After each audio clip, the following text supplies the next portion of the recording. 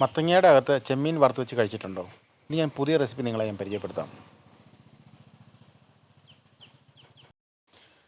അതിനായിട്ട് 600 ഗ്രാം വെള്ളച്ചെമ്മീൻ ഞാൻ വാങ്ങിച്ചിട്ടുണ്ട്. ഒരുമാതിരി മുഴുത്താണ്. അതിൻ്റെ കൂടെ ഞാൻ ഒരു മത്തങ്ങയും കൂടെ വാങ്ങിച്ചിട്ടുണ്ട്. അതുകൊണ്ട് 2 കിലോ തൂക്കം വരും. ആദ്യം നമുക്ക് പാത്രത്തിലെ ചെമ്മീൻ ഓരോന്നായിട്ട് പൊളിച്ചെടുക്കാം.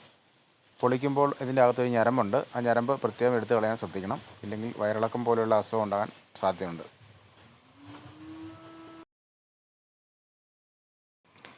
പൊളിച്ചു വെച്ച ചെമ്മീൻ അല്പം വിനാഗിരി ഒഴിച്ച് നന്നായിട്ട് കഴുകി ഒരു പാത്രത്തിൽ വെക്കാം. അതിൻ്റെ കൂടെ അല്പം മഞ്ഞൾപ്പൊടി ചേർക്കാം, കുറച്ച് കുരുമുളക് പൊടി ചേർക്കാം,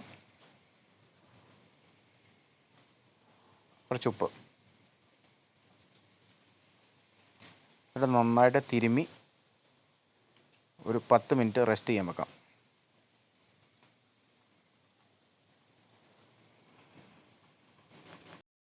ഏതാണ്ട് 10 മിനിറ്റ് കഴിഞ്ഞിട്ടുണ്ട്. നമുക്ക് സ്റ്റൗ ഒന്ന് കത്തിക്കാം. ഒരു ചീനിച്ചട്ടി തീയിലേക്ക് വെക്കാം. കുറച്ച് വെളിച്ചെണ്ണ ഒഴിച്ച് ചൂടാൻ വെക്കാം. മസാല പുരട്ടി വെച്ചേക്കുന്ന ചെമ്മീൻ നമുക്ക് കുറേശ്ശെ വറുത്തെടുക്കാം.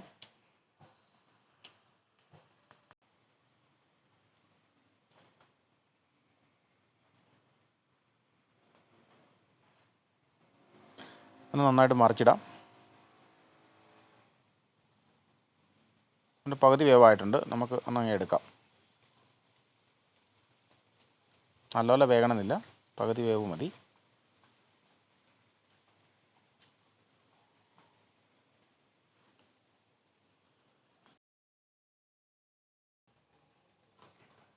കുറച്ചും കൂടെ വറുത്തെടുക്കാനുണ്ട്. നമുക്ക് അതും കൂടെ വറുത്തെടുക്കാം.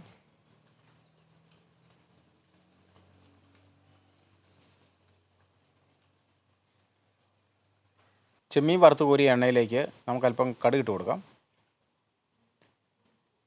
നന്നായിട്ട് പൊട്ടിയതിന് ശേഷം ചതച്ച് വെച്ച ഇഞ്ചിയും വെളുത്തുള്ളിയും കൂടി ഇട്ട് കൊടുക്കാം. ഒരു 3 പച്ചമുളക് കീറി വെച്ചിരുന്നു, അതും കൂടി ഇട്ട് കൊടുക്കാം. നന്നായിട്ടൊന്ന് ഇളക്കാം.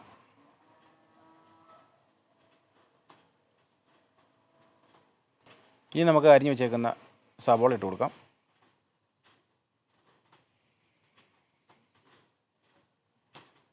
കുറച്ച് ഉള്ളിയും കൂടി ഇട്ട് കൊടുക്കാം.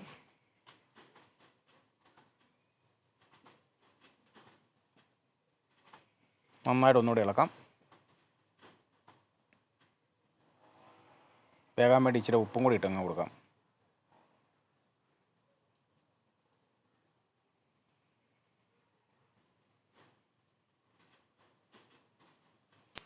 കുറച്ച് കരിവേപ്പില എടുത്ത് വെച്ചിരുന്നു, അതും കൂടി ഇട്ട് കൊടുക്കാം.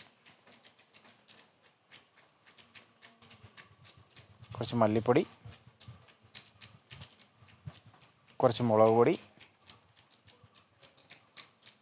കുറച്ച് കാശ്മീരി ചില്ലിപ്പൊടി, കുറച്ച് മഞ്ഞൾപ്പൊടി,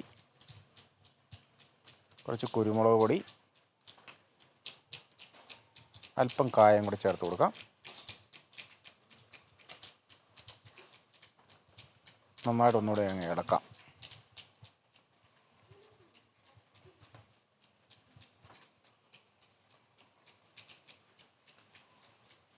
എന്നിട്ട് അരിഞ്ഞു വെച്ചേക്കുന്ന തക്കാളിയും കൂടെ ചേർത്ത് കൊടുക്കാം. നന്നായിട്ടൊന്ന് ഇളക്കിയതിന് ശേഷം കുറച്ച് കുടംപുളി വെന്ത് വെച്ചിട്ടുണ്ടായിരുന്നു, അതിൻ്റെ വെള്ളം കൂടെ നമുക്ക് ഒഴിച്ചു കൊടുക്കാം.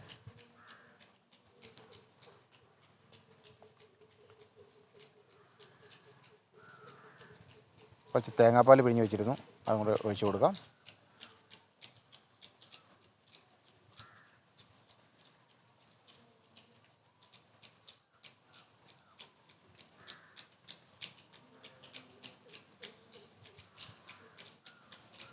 നമുക്ക് മൂട വെച്ച് ഒന്ന് വേവിച്ചെടുക്കാം. നമുക്കൊന്ന് വെന്തോന്ന് നോക്കിയാലോ. നന്നായിട്ട് വെന്തിട്ടുണ്ട്. നമുക്ക് വറുത്ത് കോരി വെച്ചിരിക്കുന്ന ചെമ്മീനും കൂടെ ഇതിലേക്ക് ഇട്ട് കൊടുക്കാം. ഒന്ന് ഇളക്കി യോജിപ്പിച്ചിട്ട് നമുക്കങ്ങ് വാങ്ങിയെടുക്കാം.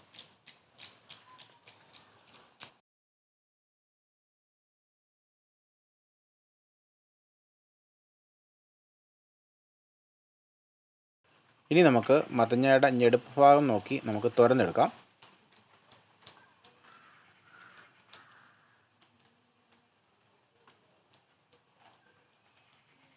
നമുക്ക് അകമെല്ലാം നല്ലപോലെ ക്ലീൻ ചെയ്യാം.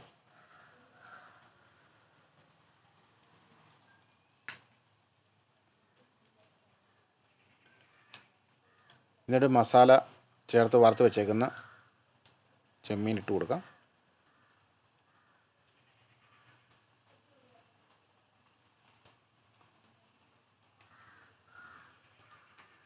ആ അടപ്പ് കൊണ്ട് നന്നായിട്ടൊന്ന് അടച്ചു വെക്കാം.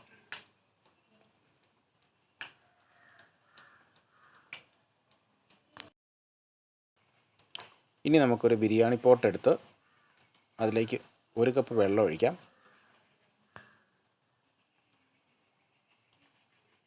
എന്നിട്ടൊരു വളയം വെച്ച് കൊടുക്കാം. അതിൻ്റെ മേലെ ഇഡ്ഡലി പാത്രത്തിൻ്റെ ഒരു തട്ട് വെച്ച് കൊടുക്കാം. എന്നിട്ട് നമുക്ക് മസാല നിറച്ച് വെച്ചേക്കുന്ന മത്തങ്ങ അതിലേക്ക് വെച്ച് കൊടുക്കാം. മുളകൊണ്ട് നന്നായിട്ട് ഭദ്രമായിട്ട് മൂടി വെച്ച് സ്റ്റൗവിൽ വേവിച്ചെടുക്കാം.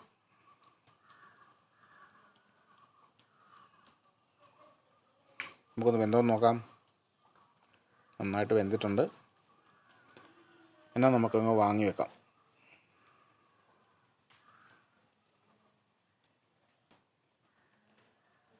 ഒരു 10 മിനിറ്റ് നമുക്ക് തണുക്കാൻ വെച്ചിട്ട് ഒന്നുകൂടെ നമുക്ക് എടുത്ത് നോക്കാം.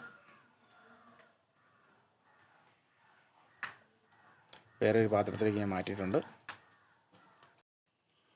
ഇതിൻ്റെ തൊലി നമുക്ക് പൊളിച്ചെടുക്കാം. നല്ല ചൂടാണ്, എങ്കിലും നമ്മൾ പൊളിച്ചെടുത്തു.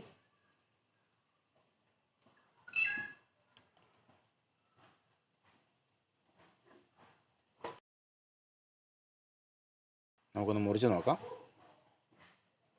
എരിവും പുളിയും മധുരവും എല്ലാം കൂടെ ചേർന്ന് നല്ല ഫ്ലേവറാണ്. തീർച്ചയായും എല്ലാവർക്കും ഇഷ്ടപ്പെടും. ഇനിയും പുതിയൊരു റെസിപ്പിയായിട്ട് അടുത്ത ആഴ്ച കാണാം. നന്ദി.